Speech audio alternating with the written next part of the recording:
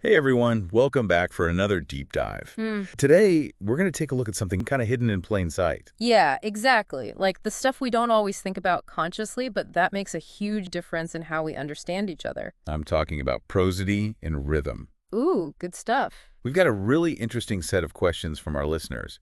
I'm really excited to dig into these questions and see what we can uncover. Me too. I think we're going to find that there's a lot more to speech than meets the ear. All right, so let's jump right in. First things first. Yeah. Prosody might sound kind of technical, but it's actually pretty straightforward. It's basically everything about how we speak that's not the actual words themselves. So think about things like your tone of voice, Okay, yeah. your pitch, whether your voice is high or low, how fast or slow you speak, where you put the emphasis on certain words or syllables. All the stress, okay, I get that. Exactly. And even the pauses we take, believe it or not, play a big role. All of these things together make up the prosody of our speech. So kind of like the flavor of our words, like salt and pepper and spices make food taste interesting. Prosody adds all those extra layers of meaning to what we're saying. Yeah, I like that. That's a great analogy. Sometimes you can say the exact same words, but how you say them can completely change the meaning. Oh, totally. Like, think about if you say, oh, that's just great, Oh, yeah. with like a flat tone. And maybe a little bit of an eye roll. Yeah, exactly. Like, you're Uh-huh. clearly not happy about it. But then you could say the same sentence, oh, that's just great, but with a really excited, enthusiastic tone. And suddenly it means something completely different. You're actually thrilled. Right. So it's like there's this whole secret code embedded in our voices, this hidden layer of meaning that goes beyond the words themselves. It really is. Okay, so another question we got is about rhythm. It asks how rhythm and prosody affect intelligibility, basically how easy it is to understand someone. And this makes me think about all the times I've struggled to understand someone speaking a different language, even if I knew some of the words. That's something we can probably all relate to, right? You're like, I know these words, but I can't make heads or tails of what they're saying. Exactly. So what's going on there? Well, a big part of it is that every language has its own unique rhythmic pattern. It's kind of like a musical fingerprint. I like that. Musical fingerprint. Some languages, like English, are what we call stress-timed. That means we put emphasis on specific syllables at fairly regular intervals. Okay. But other languages, like French or Spanish, are syllable-timed. So each syllable gets roughly the same amount of time. Interesting. So it's like they're following completely different beats. No wonder it can be so hard to switch between them. Exactly. It's like trying to dance to music in a totally different time signature. Yeah. You're used to moving to one beat and suddenly everything's off kilter. And then you trip all over yourself trying to figure out the new rhythm. Aha! Exactly. Okay, this next one is kind of fun. How does prosody help us tell the difference between a question and a statement? Like, how do we just know someone is asking us something? Well, it all goes back to those subtle prosodic cues we were talking about earlier. In a lot of languages, including English, one of the big giveaways is rising intonation at the end of a sentence.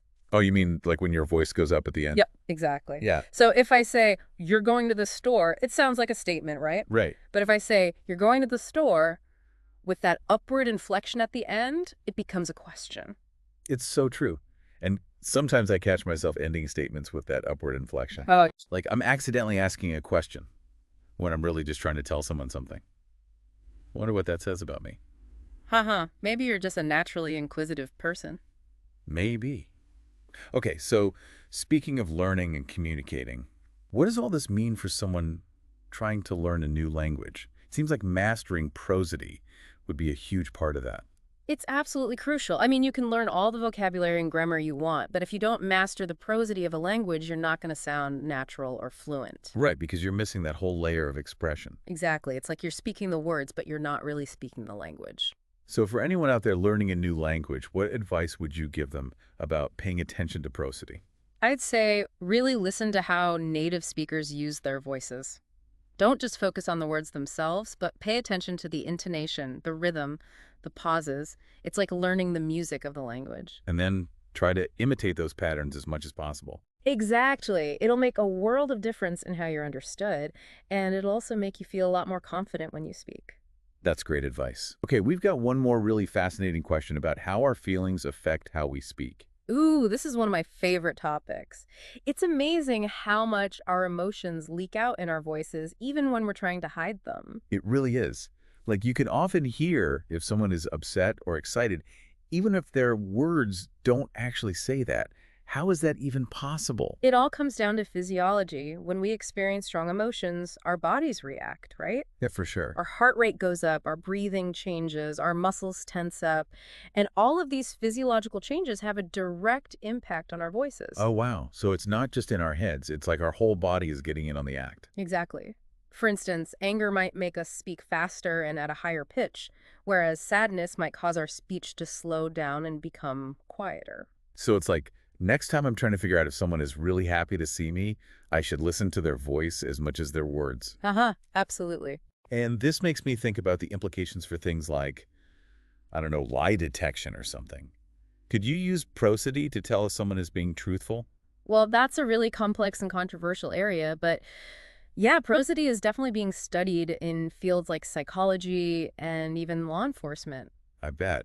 It seems like there's so much potential there to uncover all sorts of hidden information. There really is, which is why prosody is such a rich and fascinating area of study. Totally agree. Okay, last but not least, we have a question about artificial intelligence. How are scientists using AI to analyze prosody these days? Oh, AI is changing the game in so many ways. I can imagine. It seems like it would be a perfect tool for something like this. Yeah, exactly. One really cool application is in what's called sentiment analysis. It's basically where AI tries to figure out the emotional tone behind a piece of writing by analyzing how it would likely be spoken aloud. Whoa, that's wild. And think about those customer service chatbots, the ones that pop up when you're on a website. Oh, AI is being used to make them sound more natural and empathetic by analyzing and replicating human prosody. that's amazing. And I bet it's being used to improve things like speech recognition too, right? Oh, absolutely. AI is making speech recognition systems more accurate and better able to understand different accents and speaking styles. It's kind of mind-blowing to think that technology is getting so good at understanding all these subtle aspects of human communication that we've been talking about today. It really is. It makes you realize how complex and nuanced language really is. This has been an incredible deep dive. I feel like I have a whole new awareness of just how much is going on beneath the surface when we speak. Me too. It really makes you appreciate the power and the beauty of human communication. Well, thank you so much for taking this deep dive with us today. It's been a real pleasure exploring the fascinating world of prosody and rhythm. It's been my pleasure.